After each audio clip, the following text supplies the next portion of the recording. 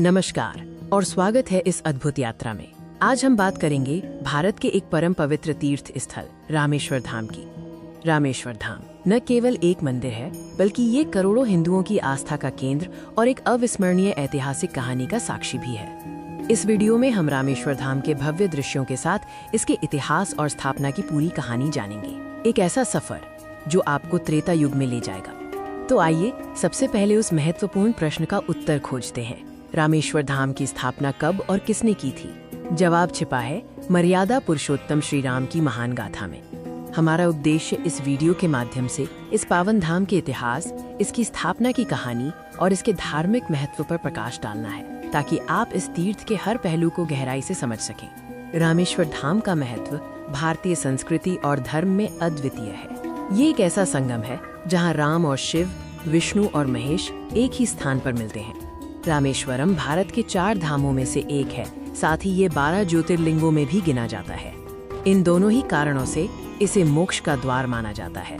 ये धाम तमिलनाडु के रामेश्वरम द्वीप पर स्थित है। यहीं से पौराणिक राम सेतु का निर्माण हुआ था, जिसने भारत को लंका से जोड़ा था। अब चलते हैं उस युग में जब रामेश्वर धाम की नींव रखी गई थी, त्रेता युग में प्रभु श्री राम की कथा के साथ। लंका विजय के बाद रावण वध के ब्रह्म हत्या दोष से मुक्ति पाने के लिए श्री राम ने भगवान शिव की पूजा करने का निर्णय लिया। उन्हें एक शिवलिंग स्थापित करना था। इस कार्य के लिए उन्होंने पवन पुत्र हनुमान जी को कैलाश पर्वत भेजा, ताकि वो वहां से एक पवित्र शिवलिंग ला सके। हनुमान जी तुरंत निकल पड़े, लेकिन वापस आने में उन्हें विलंब हो गया। शुभ मुहूर्त बीता जा रहा था। जब हनुमान जी नहीं पहुंचे तो माता सीता ने तट पर बालू से ही एक शिवलिंग का निर्माण किया। ये शिवलिंग बहुत ही अद्भुत था, जिसे रामनाथ कहा गया।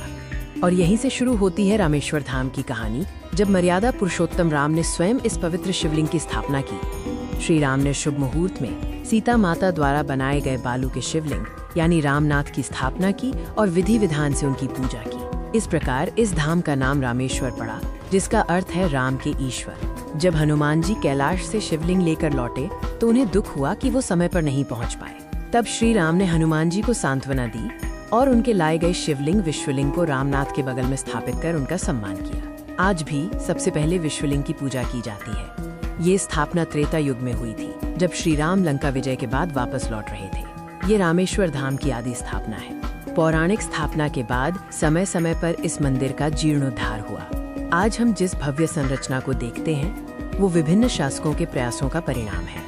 पांड्यों और नायकों जैसे विभिन्न राजवंशों ने मंदिर के निर्माण और वास्तुकला में महत्वपूर्ण योगदान दिया, जिससे ये आज एक वास्तुशिल्प चमत्कार बन गया है। रामेश्वरम मंदिर दुनिया के सबसे लंबे गलियारों में से एक के लिए प्रसिद्ध है, जिसमें हजारों नक्काशीदार खंभे हैं।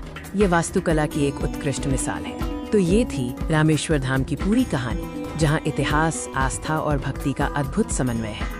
रामेश्वर धाम केवल एक तीर्थ स्थल नहीं है, बल्कि ये श्री राम की अटूट भक्ति, त्याग और मर्यादा का प्रतीक है। ये हमें सिखाता है कि धर्म और कर्तव्य सबसे ऊपर है। हमें उम्मीद है कि ये वीडियो आपको पसंद आया होगा।